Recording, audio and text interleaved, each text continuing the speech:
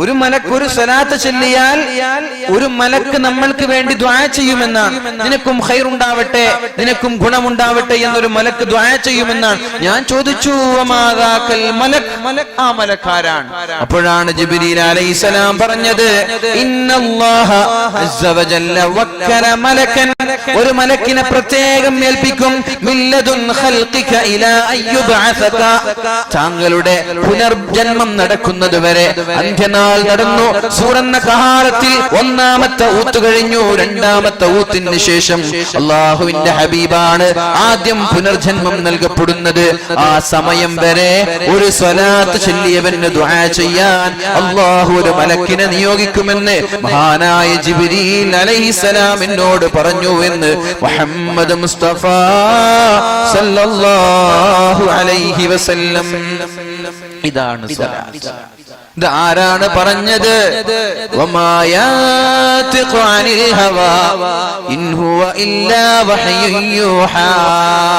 ഇത് പറഞ്ഞത് മുഹമ്മദ് നബി സല്ലല്ലാഹു അലൈഹി വസല്ലം തങ്ങളാണ്. നമ്മെ പോലെ സർവറാണ് സംസാരിച്ച് സമയം കളയുന്നവരല്ല. അവർ സംസാരിച്ചാൽ അത് അള്ളാഹുവിന്റെ കൽപ്പനയാണ്. സ്വേഷ്ടപ്രകാരം സ്വന്തമായിട്ടൊരു തീരുമാനം ഇതുവരെ എടുത്തിട്ടില്ല. എന്തെങ്കിലും ഇവിടെ പറഞ്ഞിട്ടുണ്ടെങ്കിൽ, എന്തെങ്കിലും ഇവിടെ കൽപ്പിച്ചിട്ടുണ്ടെങ്കിൽ, എന്തെങ്കിലും ഇവിടെ ചെയ്തിട്ടുണ്ടെങ്കിൽ ഇത് അള്ളാഹു പറയാൻ പറഞ്ഞ വിഷയങ്ങളാണ്, അള്ളാഹു ചെയ്യാൻ പറഞ്ഞ വിഷയങ്ങളാണ്. അള്ളാഹു റബ്ബ് സുബ്ഹാനഹു വ തആല ചെയ്യാനും കൽപ്പിക്കുവാനും പറയാനും പറഞ്ഞ വിഷയങ്ങളാണ് അള്ളാഹുവിന്റെ ഹബീബ് ചെയ്യുന്നത്, ഹബീബ് പറയുന്നത്, ഹബീബ് കൽപ്പിക്കുന്നത്. ആ ഹബീബിന്റെ പേരിൽ ഒരു സ്വലാത്ത്, സല്ലു അലാ സയ്യിദിനാ മുഹമ്മദ്. അപ്പൊ ഇതൊക്കെയാണ് സ്വലാത്തിന്റെ മഹത്വങ്ങൾ. ഒരു സ്വലാത്ത് ചെല്ലുമ്പോ നമ്മുടെ ഒരു പാപം 10 പാപങ്ങൾ പൊറുക്കപ്പെടുന്നുണ്ടെന്ന് നമ്മൾ ശ്രദ്ധിക്കേണ്ട ഒരു വിഷയമുണ്ട്. നമ്മളൊക്കെ എങ്ങനെ നരകത്തിൽ പോവാ? നരകത്തിൽ നമ്മളൊക്കെ എങ്ങനെയാ നരകത്തിൽ പോവാ? ഒരാളൊരു നന്മ ചെയ്താൽ 10 നന്മയായി അള്ളാഹു എഴുതി വെക്കുമെന്നാണ്, അല്ലെ? ഒരു നന്മയ്ക്ക് എത്രയാ പ്രതിഫലം? 10 പ്രതിഫലമാണ്. ഒരു തെറ്റ് ചെയ്താൽ എത്രയാ കുറ്റം? എത്രയാണ്? ഒരൊറ്റൊരു കുറ്റമാണ്. ഒരു തെറ്റ് ചെയ്താൽ ഒരു കുറ്റമാണ്, ഒരു നന്മ ചെയ്താൽ 10 പ്രതിഫലമാണ്. അപ്പൊ ഒരാള് 100 നന്മ ചെയ്താൽ അയാളുടെ ഏടിൽ 1000 നന്മയുണ്ട്. 100 തെറ്റ് ചെയ്താൽ 100 തെറ്റേ അവിടെയുള്ളൂ. നാളെ നന്മയും തിന്മയും അള്ളാഹു കണക്കാക്കുന്ന ഒരു ദിവസം വരാനുണ്ട്. അവിടെ മീസാൻ എന്ന തുലാസിൽ നന്മയും തിന്മയും തൂക്കി നോക്കുമ്പോ ആരുടെ നന്മയുടെ തുലാസിനാണ് ഭാരമുള്ളത് അവൻ സ്വർഗത്തിലാണ്, തിന്മയുടെ തുലാസിന് ഭാരമുള്ളത് അവൻ നരകത്തിലാണ്. അപ്പൊ നമ്മുടെ തിന്മയുടെ തുലാസിന് എപ്പോഴാ ഭാരമുണ്ടാവുക? 100 നന്മ ചെയ്താൽ 100 നന്മ ചെയ്തതിന്റെ പ്രതിഫലം. അപ്പൊ 101 തെറ്റ് ചെയ്താലേ ഇതിനെ മറികടക്കാൻ പറ്റുള്ളൂ. മനസ്സിലാകുന്നുണ്ടല്ലോ? ഒരു 10 നന്മ നമ്മൾ ചെയ്യുമ്പോ 100 നന്മയായി അള്ളാഹു എഴുതി വെക്കുമെന്ന് സ്വഹീഹായ ഹദീസാണ്. ഒരു നന്മക്ക് 10 × 10 100. 10 നന്മ ചെയ്താൽ 100 ഹസനത്ത്. എന്നാൽ അതിനെ മറികടക്കണമെങ്കിൽ 101 തെറ്റ് ചെയ്യണം. പക്ഷേ നമ്മൾ 100 നന്മകളെക്കാൾ കൂടുതലും തെറ്റാണ് ചെയ്യുന്നത്. കാരണം കണ്ണ് അനിയന്ത്രിതമായി വിടുന്ന നമ്മുടെ കണ്ണുകൾ, അനിയന്ത്രിതമായി വിടുന്ന നമ്മുടെ ചെവികൾ, അനിയന്ത്രിതമായി വിടുന്ന നമ്മുടെ നാവുകൾ, നമ്മുടെ കൈകാലുകൾ, ഇതൊക്കെ ദൈനംദിനം 1000കണക്കിന് 10000കണക്കിന് തിന്മകൾ രേഖപ്പെടുത്താൻ കാരണമാവപ്പെടുന്നുണ്ട്. അപ്പൊ ഈ തിന്മകളിൽ നിന്ന് രക്ഷപ്പെടാൻ ഒരു മാർഗം എന്താ?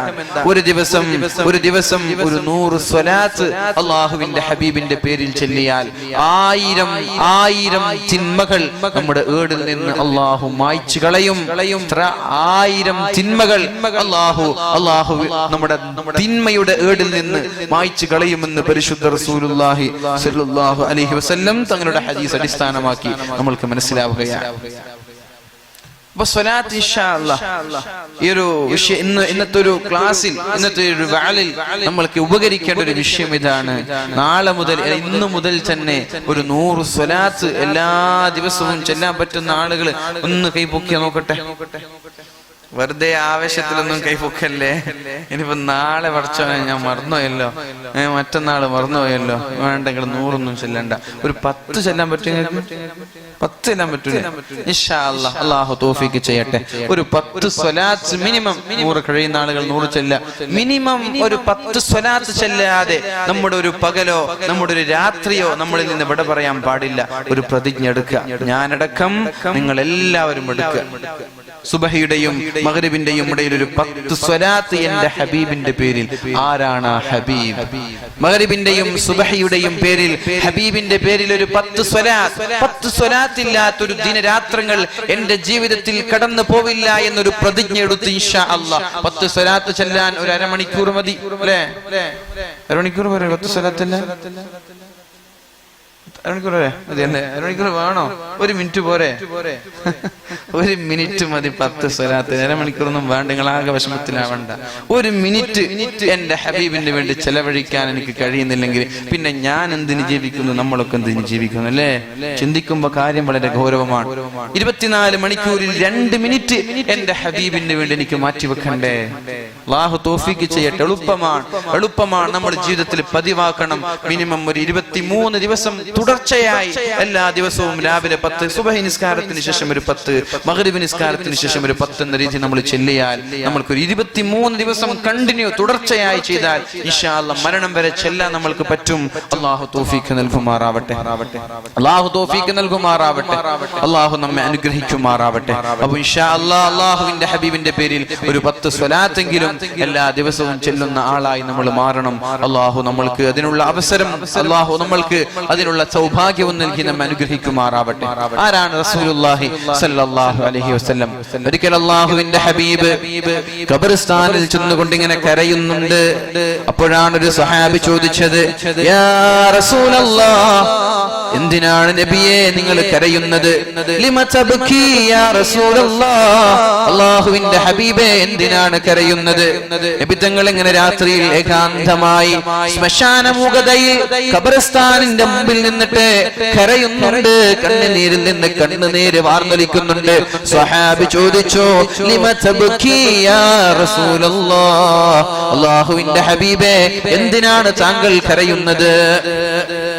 റസൂലുള്ളാഹി സ്വല്ലല്ലാഹു അലൈഹി വസല്ലം പറഞ്ഞു, ഞാൻ എന്റെ സഹോദരങ്ങളെ ഓർത്തുപോയി, എന്റെ സഹോദരങ്ങളെ ഞാൻ ഓർത്തുപോയി, എന്റെ സഹോദരങ്ങളെ ഞാൻ ഓർത്തുപോയി.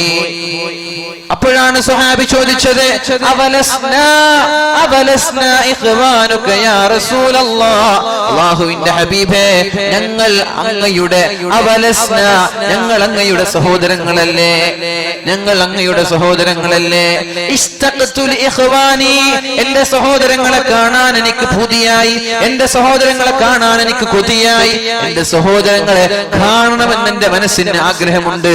അപ്പോഴാണ് സ്വഹാബി ചോദിച്ചത്, യാ റസൂലല്ലാഹ് അവലസ്നാ ഇഖ്വാനു, ഞങ്ങൾ അങ്ങയുടെ സഹോദരനല്ലേ നബിയേ?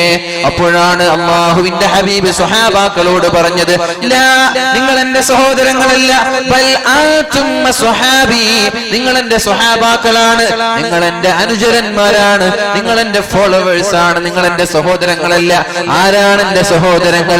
എന്റെ മരണശേഷം എന്നെ കാണാതെ എന്നെ കേൾക്കാതെ ഇന്ന് ഒരാൾ മദീനയിൽ അന്ത്യവിശ്രമം കൊള്ളുന്നുണ്ട്, മക്കയിൽ 13 വർഷക്കാലം ജീവിച്ചിട്ടുണ്ട് എന്ന് വിശ്വസിക്കുകയും അല്ലാഹുവിന്റെ ഹബീബിനെ സ്നേഹിക്കുകയും ഹബീബിന്റെ ജീവിതത്തിൽ പല തവണകളായി സ്വപ്നം കാണണമെന്ന് ആഗ്രഹിക്കുകയും ചെയ്യുന്ന എന്നെ സ്നേഹിക്കുന്ന എന്റെ സഹോദരന്മാരെ എനിക്ക് കാണാൻ ആഗ്രഹമുണ്ട്, അവരാണ് എന്റെ സഹോദരങ്ങൾ എന്ന് പറഞ്ഞ് നമ്മെ ഓർത്ത് കരഞ്ഞു പോയ അല്ലാഹുവിന്റെ ഹബീബിന്റെ പേരിൽ ഒരു 10 സ്വലാത്ത് ചെല്ലാൻ നമ്മൾക്ക് സമയം ലഭിക്കുന്നുണ്ടോ? ആലോചിക്കണ്ടേ അല്ലെ? എത്ര വട്ടം പറയും ഡെയിലി എത്ര വട്ടം പറയും മെസ്സിയുടെ പേര്? മെസ്സി നമുക്ക് എന്ത് ചെയ്തു മെസ്സി നമ്മൾക്ക് എന്ത് ചെയ്തു? മെസ്സിയൊക്കെ രാജിവെച്ചപ്പോ കരഞ്ഞ ആളുകളുണ്ട് അല്ലേ? റൊണാൾഡോ നമുക്ക് എന്ത് ചെയ്തു? ഒന്നും ചെയ്തിട്ടില്ല. അവര് നമ്മളെ കൊണ്ടൊന്നും ചെയ്തിട്ടില്ല, അവര് സമ്പാദിച്ചിട്ടുണ്ട്. വേണമെങ്കിൽ നിങ്ങൾ ആരെങ്കിലും ഓട്ടോഗ്രാഫിന് പോയാൽ നിങ്ങൾ ഓടിച്ചൂടും ചെയ്യും വേണമെങ്കിൽ അല്ലെ? അങ്ങനെ കുറെ വാർത്തകളൊക്കെ താരങ്ങളുടെ ഇതൊക്കെ കേട്ടിട്ടുണ്ട്. അവരൊന്നും നമ്മൾക്കൊന്നും ചെയ്തു തരാത്ത ആളുകൾക്ക് നമ്മൾ അങ്ങോട്ട് മാക്സിമം ചെയ്തു കൊടുക്കുക, അവർക്ക് വേണ്ടി വാദിക്കുക, അവർക്ക് വേണ്ടി ശബ്ദിക്കുക, അവരെ എന്നും മനസ്സിൽ ഓർത്ത് നടക്കുക, അവരെ എന്തെങ്കിലും വാർത്തകൾ കാണുമ്പോൾ താല്പര്യം കാണിക്കുക. പക്ഷേ ഇവരൊന്നും നമ്മൾക്കൊന്നും ചെയ്തു തന്നിട്ടില്ല. നമ്മൾക്ക് ചെയ്തു തന്നതാരാ? അത് മുഹമ്മദ് നബി സല്ലല്ലാഹു അലൈഹി വസല്ലം. ആ നബിക്ക് നമ്മളൊന്നും കൊടുക്കുന്നില്ല. എന്തൊരു അല്ലെ ചർച്ച ചെയ്യേണ്ട വിഷയം ഇതൊക്കെ.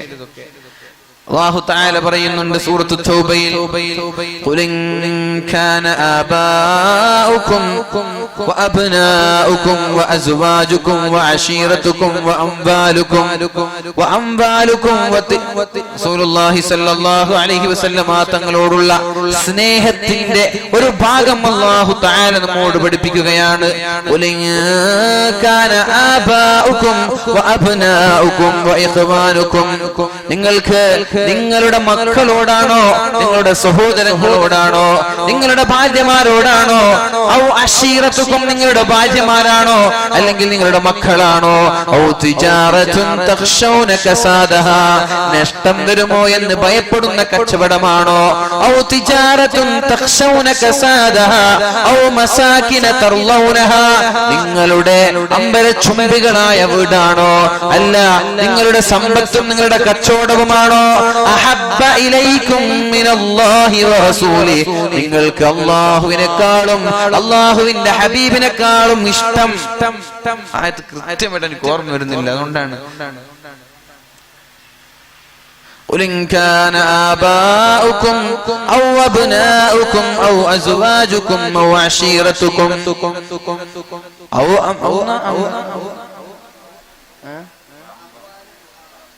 وأموال اقترفتموها وتجارة تخشون كسادها ومساكن ترضونها أحب إليكم من الله ورسوله وجهاد في سبيله فتربصوا حتى يأتي الله بأمره والله لا يهدي القوم الفاسقين. എത്ര ഗൗരവമാണ് ഈ ആയത്തിന്റെയൊക്കെ അർത്ഥം. നിങ്ങളുടെ മക്കളോടാണ് നിങ്ങൾക്ക് സ്നേഹമെങ്കിൽ, നിങ്ങളുടെ ഭാര്യമാരോടാണ് സ്നേഹമെങ്കിൽ, നിങ്ങളുടെ വീടിനോടാണ് സ്നേഹമെങ്കിൽ, നിങ്ങളുടെ ചങ്ങാതിമാരോടാണ് സ്നേഹമെങ്കിൽ, നിങ്ങളുടെ മാതാപിതാക്കളോടാണ് സ്നേഹമെങ്കിൽ, ആരെക്കാൾ അഹബ്ബ ഇലൈക്കും മിനല്ലാഹി വറസൂലി, നിങ്ങളുടെ അല്ലാഹുവിനെക്കാളും റബ്ബായ രക്ഷിതാവായ പടച്ച തമ്പുരാനെക്കാളും അവന്റെ പ്രവാചകനായ മുഹമ്മദ് നബി സല്ലല്ലാഹു അലൈഹി വസല്ലമ തങ്ങളെക്കാളും സ്നേഹം മറ്റുള്ള ആളുകളാണെങ്കിൽ ഇതിന് മെസ്സിയെ കുറിച്ച് പറഞ്ഞിട്ടേ ഇല്ല. മെസ്സിയെ കുറിച്ചിട്ടോ റൊണാൾഡോയെ കുറിച്ചിട്ടോ സിനിമാ നടന്മാരെ കുറിച്ചിട്ടോ ഒന്നും പറഞ്ഞിട്ടില്ല. പറഞ്ഞത് ആരെയാ? ഉപ്പ, ഉമ്മ, ഭാര്യ, മക്കൾ, കച്ചവടം, ബിസിനസ്, വീട്, ഇതൊക്കെ പറഞ്ഞത്. ഇവരോടാണ് പൊതുവെ ഇവരോടാ സ്നേഹം ഉണ്ടാവുക. പക്ഷെ ഇന്നത് ഇല്ലതാണ് അല്ലേ? പൊതുവെ സ്നേഹം ഉണ്ടാവുക ആരോടാ? ഉപ്പയോട് സ്നേഹം ഉണ്ടാകും, മക്കളോട് സ്നേഹം ഉണ്ടാകും, ഭാര്യയോടുണ്ടാകും. ഇത് തീരെ സ്നേഹമില്ലാത്തത് ഭാര്യമാരോടാണ് അല്ലേ? ചിരിക്കുന്നുണ്ടല്ലോ. സംഭവം അങ്ങനെയാണ്. സത്യത്തിൽ കൂടുതൽ സ്നേഹം വേണ്ടത് ഭാര്യയോട് മക്കളോടൊക്കെയാണ്. പക്ഷെ ഇന്ന് അവരെ കുടുംബം അതൊക്കെ അവിടെ ഇരിക്കട്ടെ, ഉപ്പ ഉമ്മ അതൊക്കെ ഇപ്പം കാണുന്നില്ല. നമുക്ക് എന്റെ ഫ്രണ്ടും എന്റെ സുഹൃത്തുക്കളും എന്റെ ചങ്ങാതി എന്റെ ക്ലാസ്മേറ്റ് എന്റെ കാമുകന്മാർ എന്റെ കാമുകിമാർ ഇതൊക്കെ മതി. ഇത് കഴിഞ്ഞിട്ട് മതി ഉപ്പയും ഉമ്മയൊക്കെ. അതുകൊണ്ടാണല്ലോ വീട്ടിൽ നിന്നൊക്കെ ഇറങ്ങിപ്പോകാൻ വല്ലാത്ത താല്പര്യം കാണിക്കുന്നത് പെൺകുട്ടികളൊക്കെ അല്ലേ? ഉപ്പയോടും ഉമ്മയോടും സ്നേഹം ഉണ്ടെങ്കിൽ ആർക്കും ഇറങ്ങിപ്പോകാൻ പറ്റും. ഇന്നലെ കണ്ട കാമുകന്റെ കൂടെ ഉപ്പയോട് ഉമ്മയോട് സ്നേഹം ഉണ്ടെങ്കിൽ നമ്മുടെ ചെറുപ്പക്കാർക്ക് ഉപ്പ പറഞ്ഞത് അനുസരിക്കാതിരിക്കാൻ പറ്റുമോ? മക്കളോട് സ്നേഹം ഉണ്ടെങ്കിൽ ഉമ്മമാർക്ക് മക്കളെ ഒഴിവാക്കിയിട്ട് കണ്ട കാമുകന്റെ കൂടെ പോകാൻ പറ്റുമോ? സത്യത്തിൽ സ്നേഹം വേണ്ടത് എവിടെയാണ്? ഇത് ഖുർആൻ പറഞ്ഞിട്ടുണ്ട്. നിങ്ങൾക്ക് സ്നേഹം ഉണ്ടാവാൻ സാധ്യതയുള്ള മേഖല ഏതൊക്കെയാണ്? ഒന്ന്, നിങ്ങളുടെ ഉപ്പയോട് സ്നേഹം ഉണ്ടാകും. കാരണം ഉപ്പ ഒരുപാട് നമ്മൾക്ക് വേണ്ടി അധ്വാനിക്കുന്നുണ്ട്. ഉമ്മയോട് സ്നേഹം ഉണ്ടാകും, ഉമ്മയും അധ്വാനിക്കുന്നുണ്ട്. മക്കളോട് സ്നേഹം ഉണ്ടാകും, കാരണം അവർ നമ്മുടെ കരളിന്റെ കഷ്ണമാണ്. ഭാര്യയോട് സ്നേഹം ഉണ്ടാകും, കാരണം ഭാര്യ എന്ന് പറഞ്ഞാൽ നമ്മളാണ് അല്ലെ? നമ്മൾ ഭാര്യയാണ്, ഭാര്യ നമ്മളാണ്. നമ്മൾ രണ്ടും ഒന്നാണ് അല്ലെ? ഭാര്യയും ഭർത്താവും ഒന്നാണ്. അവിടെയും സ്നേഹം ഉണ്ടാകും. വീടിനോട് സ്നേഹം ഉണ്ടാകും, കാരണം 19 വർഷക്കാലം ഗൾഫിലും നാട്ടിലും അധ്വാനിച്ചിട്ടാണ് ഒരാൾ മനോഹരമായ വീടുണ്ടാക്കുന്നത്. കച്ചവടത്തോടും താല്പര്യം ഉണ്ടാകും, കാരണം കച്ചവടം ഉണ്ടായാലേ പൈസ കിട്ടുള്ളൂ. അവിടെയൊക്കെ താല്പര്യം ഉണ്ടാകും, സ്വാഭാവികമാണ്. ഇതൊക്കെ സ്നേഹിച്ച കുഴപ്പമില്ല. പക്ഷേ ഇതിനേക്കാളൊക്കെ സ്നേഹം എവിടെ വേണം? അഹബ്ബ ഇലൈക്കും മിനല്ലാഹി വറസൂലി, അല്ലാഹുവിനെക്കാളും അവന്റെ റസൂലിനെക്കാളും സ്നേഹം അവിടെ പാടില്ല. ഉമ്മയോട് പാടില്ല, മക്കളോട് പാടില്ല, ഭാര്യമാരോട് പാടില്ല, ആരോടും പാടില്ല. ഹബീബാണ് വലുത്, അല്ലാഹുവാണ് വലുത്. ഇതിങ്ങനെ ഇത് മറ്റുള്ളവരൊക്കെ ഇതിനേക്കാളും വലുതായാലോ?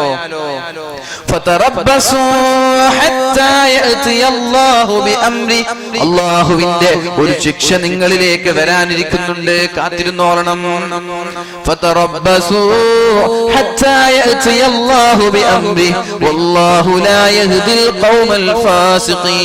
അല്ലാഹുവിനെയും അവന്റെ ഹബീബിനെയും മറ്റുള്ള സർവ്വ വസ്തുക്കളെക്കാളും സ്നേഹിക്കാത്തവനെ അല്ലാഹു ഒരിക്കലും സന്മാർഗികളിൽ പെടുത്തില്ല.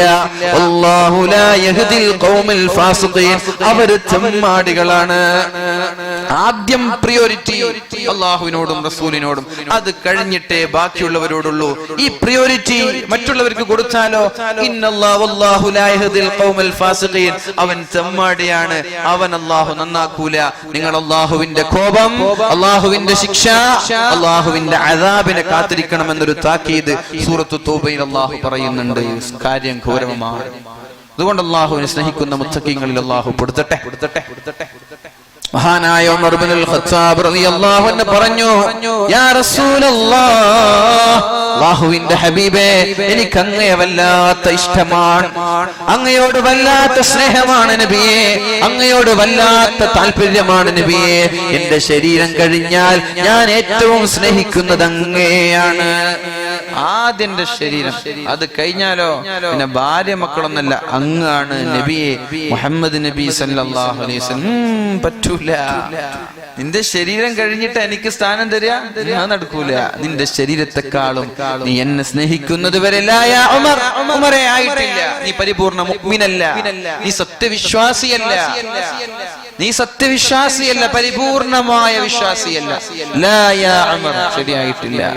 നിന്റെ ശരീരത്തെക്കാളും നീ എന്നെ സ്നേഹിക്കണം, നിന്റെ ശരീരത്തെക്കാളും നീ എന്നെ സ്നേഹിക്കണം. അപ്പൊ പറഞ്ഞു, നബിയേ, എന്നാൽ ഈ നിമിഷം മുതൽ എനിക്ക് എന്റെ ശരീരത്തെക്കാളും ഇഷ്ടം അങ്ങയെയാണ്, എന്റെ ശരീരത്തെക്കാളും ഇനി മുതൽ ഞാൻ സ്നേഹിക്കുക അങ്ങയെയാണ്.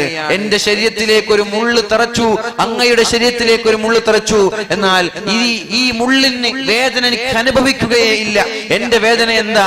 അങ്ങേക്ക് മുള്ള് തറച്ചതിന്റെ പേരിലാണ്. എനിക്ക് വെട്ടേറ്റ്, നോ പ്രോബ്ലം, അത് പ്രശ്നമേ ഇല്ല. അങ്ങേക്ക് വെട്ടേറ്റ് എനിക്ക് സഹിക്കാൻ പറ്റൂല. അതുകൊണ്ടാണല്ലോ ഉമർ തങ്ങൾ പറഞ്ഞത്, ഫതഹു മക്ക കീഴടക്കി മഹാനായ അബ്ബാസ് റളിയല്ലാഹു അൻഹു ഇസ്ലാമിലേക്ക് കടന്നു വന്നപ്പോഴാണ്, മഹാനായ അബ്ബാസ് റളിയല്ലാഹു അൻഹു ഇസ്ലാമിലേക്ക് കടന്നു വന്നപ്പോഴാണ് ഉമർ ഇബ്നുൽ ഖത്താബ് റളിയല്ലാഹു അൻഹു പറഞ്ഞത്, യാ അബ്ബാസ്, അങ്ങയുടെ ഇസ്ലാമാണ് എനിക്കിഷ്ടം.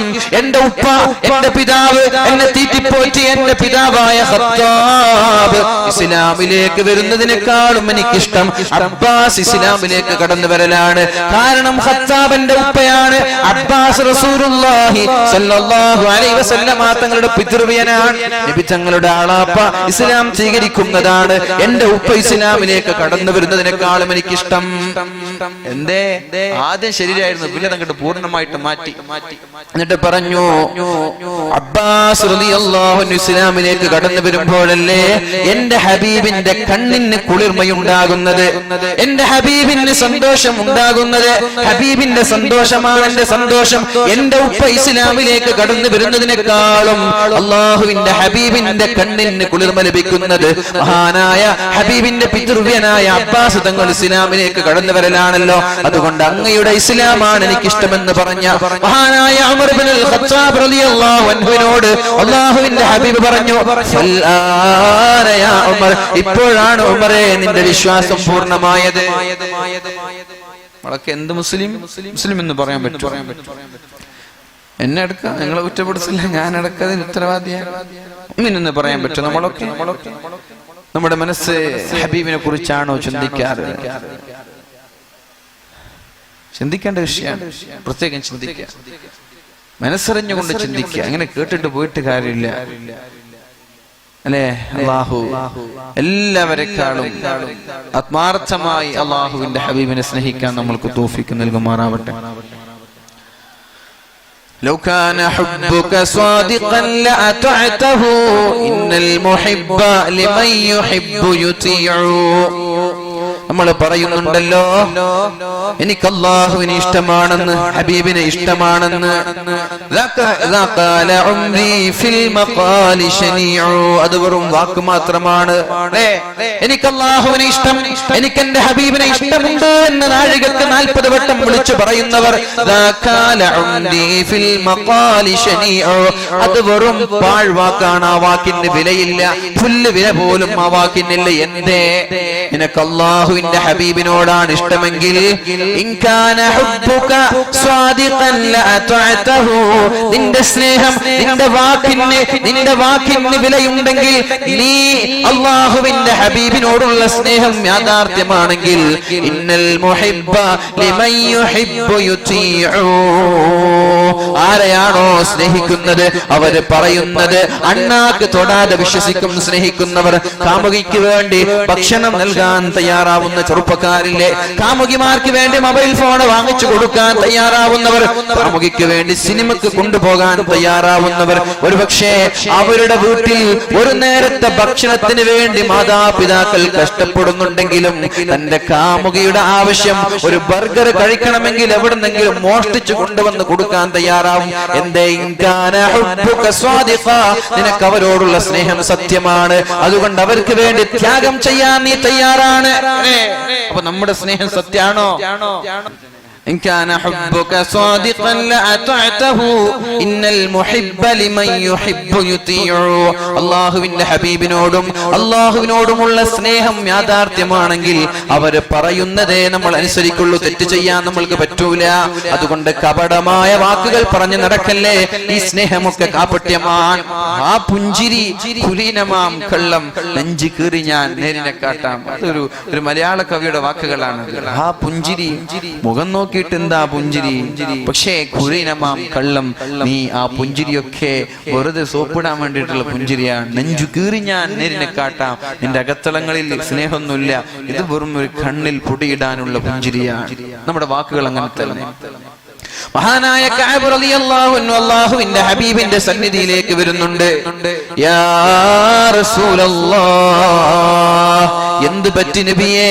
അങ്ങയുടെ മുഖമാകെ വിവർണമായി പോയിട്ടുണ്ടല്ലോ, അങ്ങയുടെ മുഖമാകെ കറുത്തു പോയിട്ടുണ്ടല്ലോ, ആകെ ക്ഷീണിച്ചു പോയിട്ടുണ്ടല്ലോ നബിയേ, അങ്ങേക്ക് എന്ത് പറ്റി? അങ്ങേക്ക് എന്ത് പറ്റി എന്ന് റസൂലുള്ളാഹി തങ്ങളോട് ചോദിക്കുമ്പോഴാണ് നബി തങ്ങൾ പറഞ്ഞത്, കേൾക്കണേ കേൾക്കണേ, മനോഹരമായ ഭക്ഷണം എല്ലാ ദിവസവും കഴിച്ചുകൊണ്ടിരിക്കുന്ന നമ്മൾക്ക് വേണ്ടി കരഞ്ഞു പോയ, നമ്മൾക്ക് വേണ്ടി ശബ്ദിച്ചു പോയ, നമ്മൾക്ക് വേണ്ടി ലോകത്തോട് വിട പറഞ്ഞു പോയ, ഇനി നാളെ മഹ്ശറാവൻ സഭയിൽ എല്ലാവരും നെട്ടോട്ടം ഓടുമ്പോ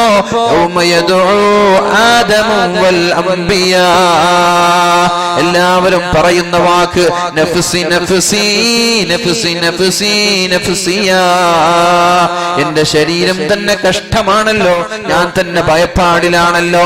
യൗമ യദ്ഉ ഖൈറു ഖൽഖിൽ അംബിയാ, യൗമ യദ്ഉ ഖൈറു ഖൽഖിൽ അംബിയാ. അല്ലാഹുവിന്റെ ഹബീബ് വിളിക്കുന്ന വിളി എന്താണ്? ഉമ്മത്തി യാ ഉമ്മത്തി യാ ഉമ്മത്തി. ആദം നബി പറയുന്നത് എന്റെ അടുത്തേക്ക് വരരുതെന്നാണ്, നോഹ നബി പറയുന്നത് എന്റെ അടുത്തേക്ക് വരരുതെന്നാണ്, മൂസാ നബി പറയുന്നത് എന്റെ അടുത്തേക്ക് വരല്ലേ എന്നാണ്, ഇബ്രാഹിം നബി പറയുന്നത് എന്റെ അടുത്തേക്ക് വരല്ല, ഈസാ നബിയും പറയുന്നത് അതേ വാക്ക് തന്നെ, എന്റെ അടുത്തേക്ക് വരല്ലേ, എനിക്ക് ശഫാഅത്ത് ചെയ്യാൻ പറ്റൂല.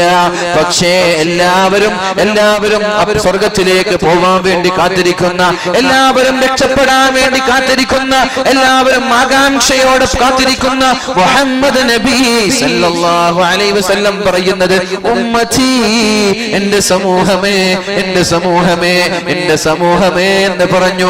ആ ഭൂമിയിൽ സുജൂദ് ചെയ്യുമെന്ന് പഠിപ്പിച്ചത് വളരെ സ്വഹീഹായ ഹദീസല്ലേ. ആ നബിയുടെ പേരിലല്ലേ ഒരുമിച്ച് കൂടിയിട്ടുള്ളത്, ആ ഹബീബിന്റെ പേരിലല്ലേ സ്വലാത്ത് ചൊല്ലുന്നത്, ആ ഹബീബിന് വേണ്ടിയല്ലേ നമ്മൾ ശബ്ദിക്കേണ്ടത്. ഇങ്ങനെ മരിച്ചുപോയ നമ്മൾക്ക് വേണ്ടി ആഖിറത്തിൽ വരെ ശുപാർശ ചെയ്യാൻ കാത്തിരിക്കുന്ന മുഹമ്മദ് നബി, ആ നബിയുടെ അടുത്തേക്കാണ് കഅബ് റളിയല്ലാഹു അൻഹു വരുന്നത്. യാ റസൂലല്ലാഹ്, അല്ലാഹുവിന്റെ ഹബീബേ, എന്തേ താങ്കളുടെ മുഖമാകെ മാറിയിട്ടുണ്ടല്ലോ, മുഖമാകെ വിവർണമായിട്ടുണ്ടല്ലോ, ആ പഴയ സൗന്ദര്യമൊന്നും കാണുന്നില്ലല്ലോ. അപ്പോഴാണ് നബി തങ്ങളെ പറയുന്നത്, എങ്ങനെ എന്റെ ശരീരം മാറാതിരിക്കും, എങ്ങനെ എന്റെ ശരീരം ദ്രവിക്കാതിരിക്കും, എങ്ങനെ എന്റെ ശരീരത്തിന് ക്ഷീണം സംഭവിക്കാതിരിക്കും? എങ്ങനെ എന്റെ ശരീരം ശുഷ്കിക്കാതിരിക്കും? 3 ദിവസമായി എന്റെ ശരീരത്തിലേക്ക് ഒരു കരള് പ്രവർത്തിക്കുന്ന ഒരു ശരീരത്തിലേക്ക്, ഒരു ബോഡിയിലേക്ക്, ഒരു വസ്തുവിലേക്ക് ഭക്ഷണം ആവശ്യമുണ്ടല്ലോ. എന്നാൽ 3 ദിവസമായി എന്റെ ശരീരത്തിലേക്ക് ഒരല്പം പോലും ഭക്ഷണം കയറിയിട്ടില്ല. 3 ദിവസമായി ഞാൻ ഭക്ഷണം കഴിച്ചിട്ടേ ഇല്ല. അതിന്റെ ക്ഷീണമാണ് എന്റെ മുഖത്ത് പ്രകടമാവുന്നത്. അതിന്റെ ക്ഷീണമാണ് എന്റെ ശരീരത്ത് കാണുന്നത്. അതിന്റെ ക്ഷീണത്തിലാണ് എന്റെ മുഖം വാടി തളർന്നിട്ടുള്ളത്. ഇത് കേൾക്കാൻ കഅബിന് സാധിച്ചില്ല. ഇത് കേൾക്കാൻ കഅബ് റളിയല്ലാഹു അൻഹുവിന് സാധിച്ചില്ല. കഅബ് റളിയല്ലാഹു അൻഹു ഓടിപ്പോയി ഹബീബിന്റെ ഹളറത്തിൽ നിന്ന്. അപ്പോഴാണ് ഒരു ജൂതനവിടെ തന്റെ മൃഗങ്ങൾക്ക് വെള്ളം കൊടുക്കുന്നത് കാണുന്നത്.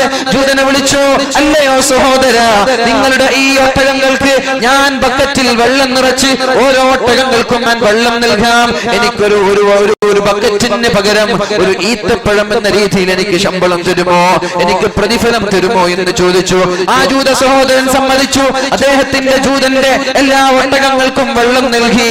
എന്നിട്ട് ജൂതന്റെ അടുത്തേക്ക് കടന്നു വന്നിട്ട് പറഞ്ഞു, ഞാൻ ഇതാ എന്റെ ജോലി ഭംഗിയായി പൂർത്തീകരിച്ചിരിക്കുകയാണ്. അതുകൊണ്ട് എനിക്ക് ശമ്പളം വേണേ, എനിക്ക് പ്രതിഫലം തരണേ. നേരെ നൽകി അല്പം ഈത്തപ്പഴങ്ങൾ. ആ ഈത്തപ്പഴവും കയ്യിൽ പിടിച്ചിട്ടാണ് നബി തങ്ങളുടെ സന്നിധിയിലേക്ക് വരുന്നത്. യാ റസൂലല്ലാഹ്, അല്ലാഹുവിന്റെ ഹബീബേ, നിങ്ങൾ ഇത് പിടിച്ചാലും നിങ്ങൾ ഇത് കഴിച്ചാലും അങ്ങ് തളരുന്നത് എനിക്ക് ഇഷ്ടമല്ല, അങ്ങ് വിഷമിക്കുന്നത് എനിക്ക് ഇഷ്ടമല്ല. നബി ചോദിച്ചു, എവിടെ നിന്നാണ് ഈ ഈത്തപ്പഴമെന്ന്? അപ്പോഴാണ് പറഞ്ഞത്, ഞാൻ ഇന്നാലിന്ന ജൂത സഹോദരന് അദ്ദേഹത്തിന്റെ ഒട്ടകങ്ങൾക്ക് വെള്ളം നൽകി ജോലി ചെയ്ത് ശമ്പളമായി വാങ്ങിച്ചതാണ്. അപ്പോഴാണ് നബി തങ്ങൾ സന്തോഷം. നബി തങ്ങൾ ഈ കഅബ് റളിയല്ലാഹു അൻഹുവിനോട് പറയുന്നത്, കഅബേ, നിനക്ക് എന്നെ ഇഷ്ടമാണോ? നിനക്ക് എന്നോട് സ്നേഹമുണ്ടോ? ഉണ്ട് നബിയേ, അങ്ങയോടല്ലാതെ പിന്നെ ആരോടാണ് എനിക്ക് സ്നേഹമുള്ളത്? അങ്ങയോട് എനിക്ക് സ്നേഹമുണ്ട് നബിയേ, അങ്ങയെ ഞാൻ സ്നേഹിക്കുന്നുണ്ട് നബിയേ. അപ്പൊ റസൂലുള്ളാഹി തങ്ങൾ പറഞ്ഞു, കഅബേ, എന്നെ സ്നേഹിക്കുന്ന ആളുകൾക്ക് ദാരിദ്ര്യം വരാൻ സാധ്യതയുണ്ട്. എന്നെ സ്നേഹിക്കുന്ന ആളുകൾക്ക് പ്രയാസം വരാൻ സാധ്യതയുണ്ട് നബിയേ. അതൊന്നും എനിക്ക് കുഴപ്പമില്ല. ദാരിദ്ര്യം എനിക്ക് കുഴപ്പമില്ല, പ്രയാസങ്ങൾ എനിക്ക് കുഴപ്പമില്ല നബിയേ. അങ്ങയുടെ സ്നേഹമാണ് എനിക്ക് വേണ്ടത്. ഇത് പറഞ്ഞിട്ട് പോയതാണ്. കഅബ് റളിയല്ലാഹു അൻഹു പിന്നെ രോഗിയായി കിടന്നു. നബി തങ്ങൾ കണ്ടില്ല. ചോദിച്ചു, എവിടെയാണ് കഅബ് എന്ന്? അപ്പോഴാണ് അറിയാൻ സാധിച്ചത് കഅബ് രോഗിയായി കിടക്കുകയാണെന്ന്. അല്ലാഹുവിന്റെ ഹബീബായ മുഹമ്മദ് നബി സല്ലല്ലാഹു അലൈഹി വസല്ലം കഅബിന്റെ അടുത്തേക്ക് ചെന്നു, കഅബിനെ സന്ദർശിക്കാൻ ചെന്നു. അപ്പോഴാണ് കഅബിന്റെ മാതാവ് പറയുന്നത്, ഹനീഅൻ ലകൽ ജന്ന, കഅബേ, നിനക്ക് സ്വർഗ്ഗമുണ്ട്, കഅബേ, നിനക്ക് സ്വർഗ്ഗമുണ്ട്.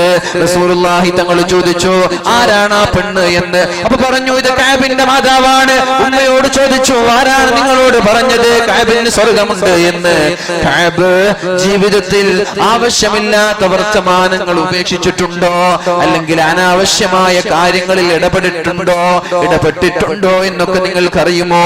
നിങ്ങൾക്ക് ആരാണ് സ്വർഗ്ഗം കഅബിന് നൽകി എന്ന് പറയുന്നത് എന്ന് അല്ലാഹുവിന്റെ ഹബീബ് കഅബിന്റെ മാതാവിനോട് ചോദിച്ച സംഭവം ഹദീസുകളിലൊക്കെ കാണാൻ സാധിക്കും. അല്ലാഹുവിന്റെ ഹബീബ് സല്ലല്ലാഹു അലൈഹി വസല്ലമ തങ്ങൾക്ക് വേണ്ടി ജീവിതം ത്യജിച്ചു വെച്ചവരായിരുന്നു മഹാന്മാരായ സ്വഹാബാക്കൾ.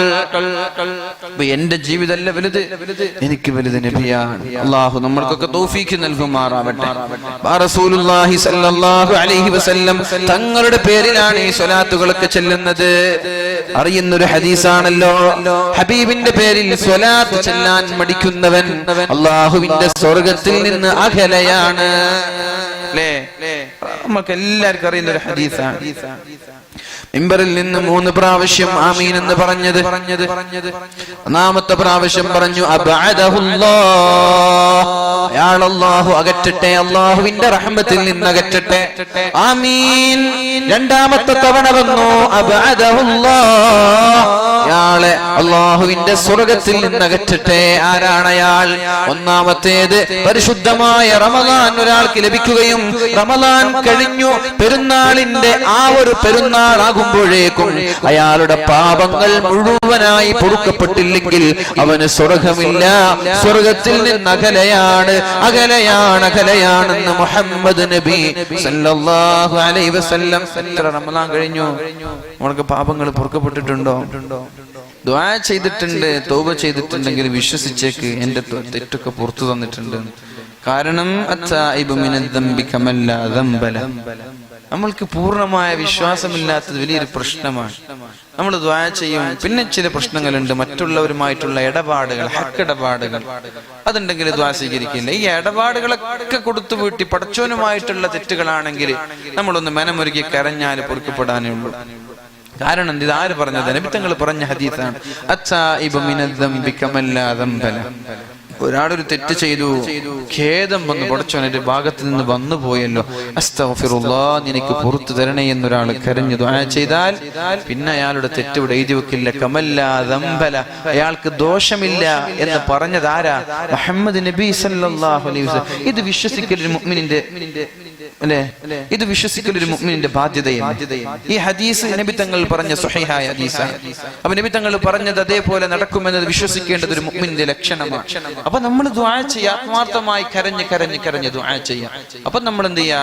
കരഞ്ഞിട്ട് ദുആ ചെയ്യുമ്പോ അള്ളാഹുമായിട്ട് ഇടപെടുന്ന വിഷയങ്ങൾ അള്ളാഹു പുറത്തു തരും. മനുഷ്യന്മാരുമായിട്ട് ഇടപെടുന്നുള്ള വിഷയങ്ങൾ അത് അവരുമായിട്ട് തന്നെ ബന്ധിക്കേണ്ടി വരും. ഒന്നതാണ് റമദാൻ കിട്ടിയിട്ടും അയാളുടെ പാപങ്ങൾ പൊറുക്കപ്പെട്ടില്ലേ?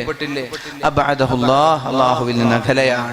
രണ്ട്, അല്ലാഹുവിന്റെ ഹബീബിന്റെ പേരിൽ സ്വലാത്ത് ചൊല്ലുമ്പോ, ഹബീബിന്റെ പേര് പറയപ്പെടുമ്പോൾ സ്വലാത്ത് ചൊല്ലാത്തവൻ അല്ലാഹു അയാളെ അല്ലാഹുവിന്റെ റഹ്മത്തിൽ നിന്ന് അകറ്റട്ടെ എന്ന് മുഹമ്മദ് മുസ്തഫ സല്ലല്ലാഹു അലൈഹി വസല്ലം തങ്ങളോട് ജിബ്രീൽ അലൈഹിസ്സലാം പറഞ്ഞപ്പോ ആമീൻ.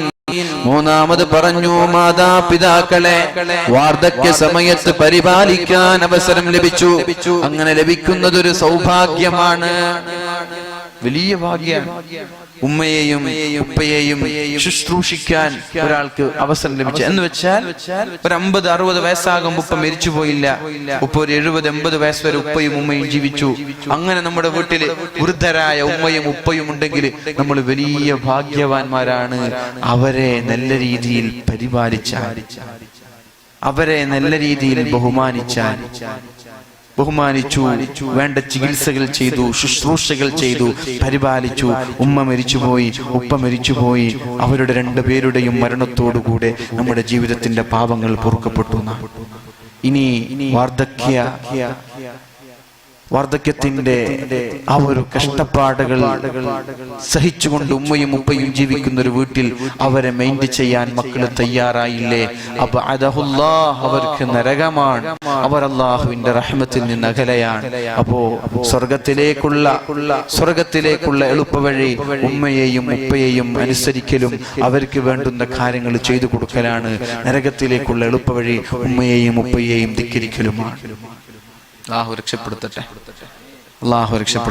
ഒരൊറ്റൊരു ആയത്തും കൂടി ഓതി ഞാൻ എന്റെ വാക്കുകൾ ഉപസംഹരിക്കുകയാണ്. അല്ലാഹു പറഞ്ഞു പരിശുദ്ധ ഖുർആനിൽ, ബിസ്മില്ലാഹിർ റഹ്മാനിർ റഹീം, الذين آمنوا وتطمئن قلوبهم بذكر الله ألا بذكر الله تطمئن القلوب.